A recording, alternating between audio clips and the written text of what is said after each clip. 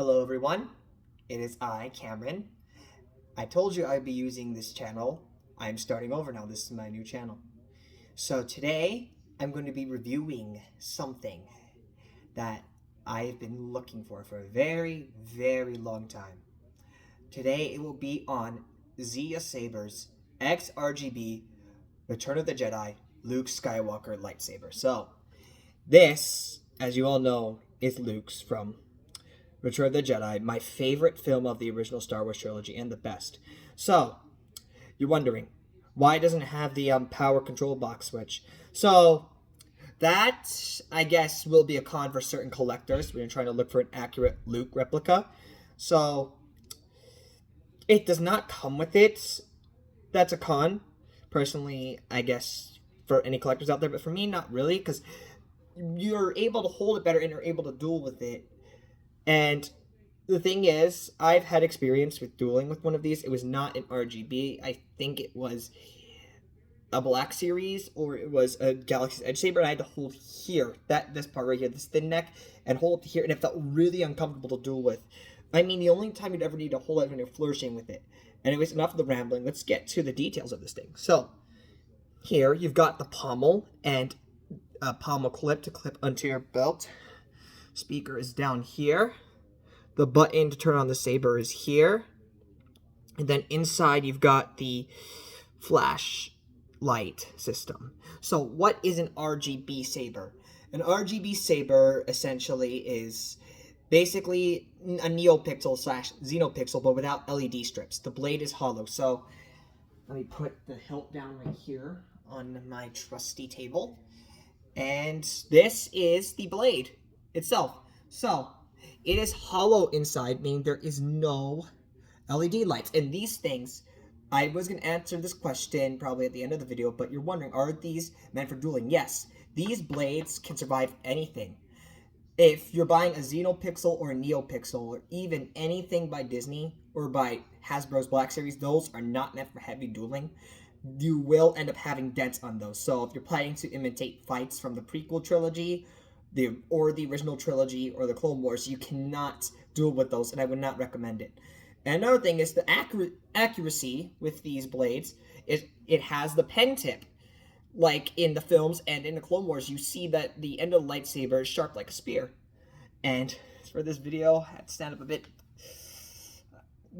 I'm wearing the Empire Strikes Back shirt of Vader and Luke. So, enough of me rambling. I'm going to go and put the blade in with the screws. And I will be right back and we'll get to how this saber works and how cool it is. Okay, I am back. Blade is in. So I'm not sure if you can see. Oh, yep, you can see them. Right here. Yep, there's one of the screws right there. I forgot to mention that those were there. But blade is in, and let's power this thing on. So you just hold down the button here. Power on. It says power on. So we're going to go through Luke's sound font first. So his sound font, I believe, is titled The Sun. Hold on. Takes a little bit. Hold on. Sorry about this. The sun. Alright, it just did it. You got to point the saber downwards to do it, I guess. So anyways, we're going to activate in 3, 2, 1. As you can see, this is definitely Luke's sound font. And you can successfully do front flourishes, back flourishes. You can even Obi-Annie spin with this. That is something I'm going to be learning in the future. It's got smooth swing, as you can tell. Responsive to blade hits. I'm not sure if you can tell, but I activated the pulsing effect. There, I can see it. I'm not sure if you guys can, which is the default effect for Jedi lightsabers. And it's pretty cool. So another thing it has is when you press the button, it has blaster deflect. And then if you hold the button and thrust it forward, it's like you're cutting through a door. And then to do lightning block, like Obi-Wan did in Attack of the Clones, you hold down the button and thrust it backwards. Press it again to stop it. And then if you want to do, I believe it is lock-on mode, or multi-block is what it's called. You're going to want to hold the button and thrust the saber forwards like you're blocking another lightsaber. So that was Luke's sound font. Let me just hold the button to turn off the saber. That is pretty cool. We're going to cycle through all the sound fonts in this video. So next one. The third hunter. That just swapped to the third hunter. I'm not sure if you guys heard it. So this one, I believe, is Reva's. Very, very cool activation sound. And what's cool is, you noticed I didn't have to change the color. No, the colors change automatically, which is really cool about the saber. Has basically all the same features as the Luke sound. Different swing sounds for sure. Different lightsaber clash sounds. Blast and reflect is different.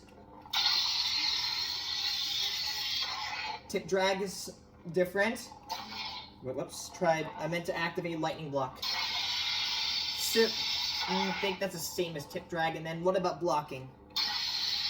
Okay, so pretty much all of Reva's are the same, and it's nothing different. So let's turn off the saber and switch to the next sound. The master. The master.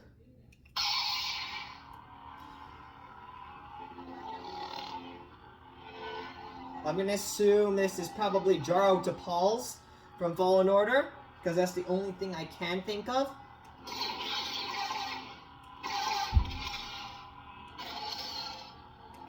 It's not Obi-Wan's, that's for sure. So that's the Blaster Deflect. That is the response to the clashing. The Smooth Swing. And then blocking. Tip drag. And then lightning block. Alright, so that was the masters. Okay, let's just cycle through all the sound fonts. You've seen the features. Okay, then let's see next one. The Dark Lord Order. Dark Lord Order. We all know whose this is. That is definitely Vader's, and I can verify that. Let me just shut it off real quick. There's something cool about these I forgot to tell you. They have different activations each time you ignite the saber. You'll hear Vader's breathing if you listen closely. Okay, nope, it wasn't on that one. That was the one that we just did. Try that again. No, huh. Sorry about this. It sometimes doesn't do it all the time. It will sometimes stay on just one activation. It's not a defect, it's part of the saber. Okay, it's just not going to do it, but this is Vader's sound effect, as you can tell.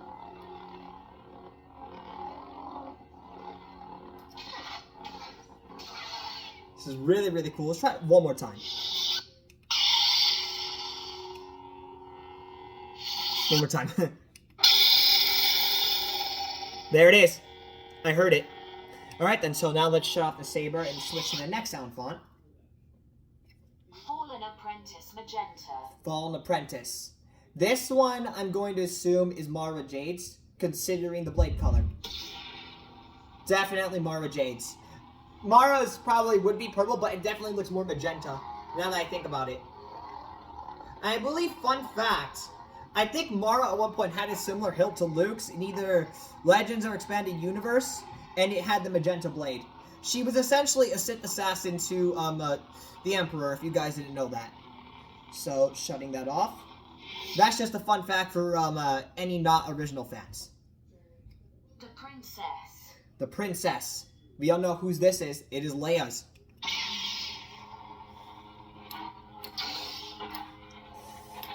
I like that one. It's cool. Even though I don't like the sequels, I really love the design of Leia's lightsaber and the activation sound and the blade color. Alright, moving on. The Butcher. The Butcher. I have no idea whose this is. It could be an Inquisitor. Maybe Mace Windu's? I don't know, considering this is also magenta color.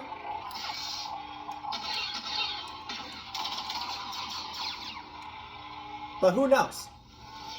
Moving on to the next sound font. Truly Lost. Truly Lost. I think I know whose this could be. This is definitely either Dagan Gera's from Star Wars Jedi Survivor, or maybe even Anakin's when he falls to the dark side.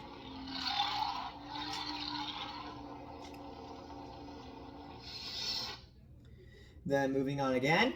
The Chosen. The Chosen. This one is Anakin's.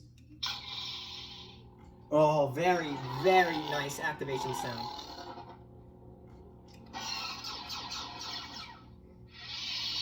One more time.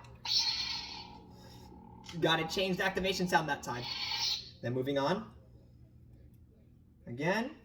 New Horizon. New Horizon. This one is Rey's.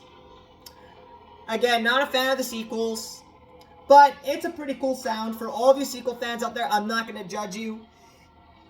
I just personally love the originals and the prequels.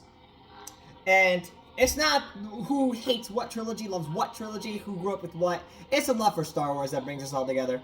That's all I'm going to bring this part of the video to. No criticism. Moving on to the next sound. The Dark Sword. This one everyone will recognize if you've watched Clone Wars and The Mandalorian and Rebels. That is the Darksaber.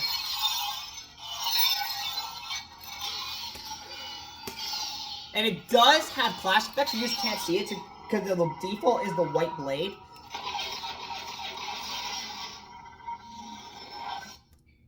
And then moving on to the next. Assassin. This one is Ventress's, the assassin. This is the next sound.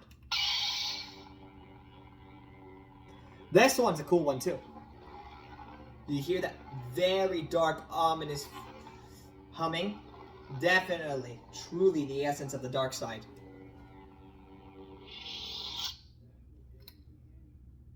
The Knight. The Knight, this is Kylo Ren's. So, I don't know how to switch the blade mode to unstable. Is it 2 seconds? 1, 2. Mute. Nope. Volume high. I just turned up the volume and muted it. Volume low. No. Mute. Whoops. Hold on, sorry about this. Volume high. 1, 2. Unstable. This is for all of you Kylo Ren fans out there. That is right. You can have an unstable blade like it's a cracked kyber crystal.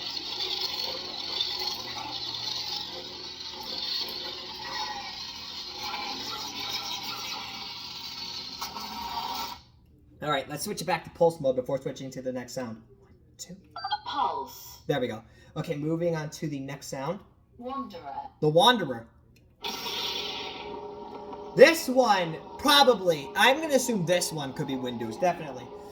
Or just some random Jedi, I don't know much. But earlier, the Butcher, that could have been Darth Bane considering his lightsaber is purple. The Wanderer, this could be one of Revan's. Okay, next we've got the Protector. The Protector. We all know whose this one is. You can all tell by the stance I'm about to do.